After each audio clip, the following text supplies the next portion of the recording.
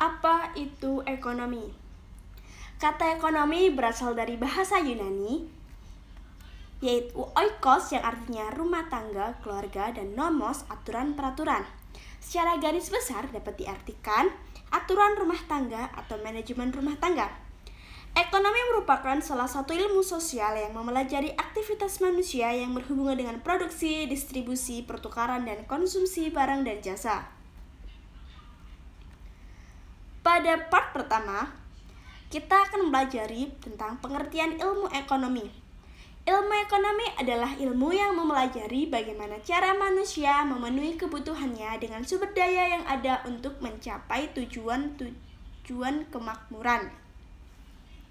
Perkembangan ilmu ekonomi dimulai pada abad ke-18 atas dasar pemikiran aliran klasik yang dipelopori oleh Adam Smith melalui bukunya An Inquiry into the Nature and Causes of the Wealth of Nations. Pembagian ilmu ekonomi. Pertama, ekonomi deskriptif merupakan analisis ekonomi yang menggambarkan keadaan sebenarnya sesuai fakta perekonomian. Contohnya seperti data-data statistik perekonomian. Yang kedua, ekonomi terapan adalah ilmu ekonomi yang menelaah tentang kebijakan untuk mengatasi permasalahan ekonomi. Contohnya moneter. Yang ketiga, ekonomi teori.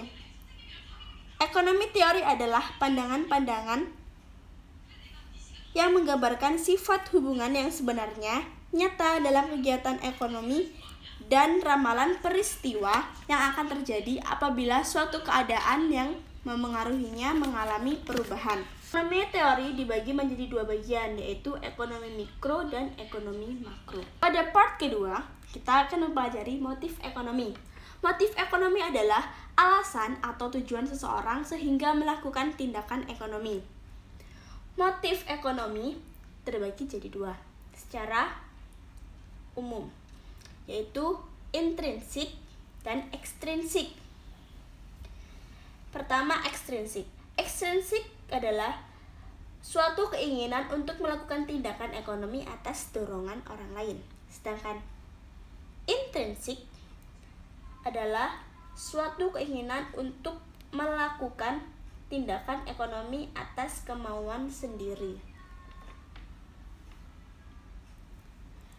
Berikut adalah macam-macam motif ekonomi. Pertama, berjaga-jaga. Berjaga-jaga itu berkaitan dengan persiapan untuk mengantisipasi atau menghadapi situasi pada masa depan yang tidak terduga. Contohnya, menabung, asuransi, dan lain-lain. Yang kedua, motif keuntungan, yaitu motif ekonomi yang berkaitan dengan keinginan untuk memperoleh keuntungan. Contohnya, berdagang. Yang ketiga, motif sosial, yaitu motif ekonomi yang didasarkan pada tujuan sosial atau masyarakat. Contohnya, pembelian sembako untuk bakti sosial. Yang keempat, faktor motif psikologi, yaitu motif yang timbul karena masalah atau tuntutan psikologis yang ada pada diri seseorang. Contohnya, pembelian rumah mewah, pembelian mobil mewah, tas-tas branded. Terus yang kelima, ada motif politis, yaitu motif yang timbul karena kepentingan politik seseorang atau kelompok. Contohnya, penentuan embargo ekonomi.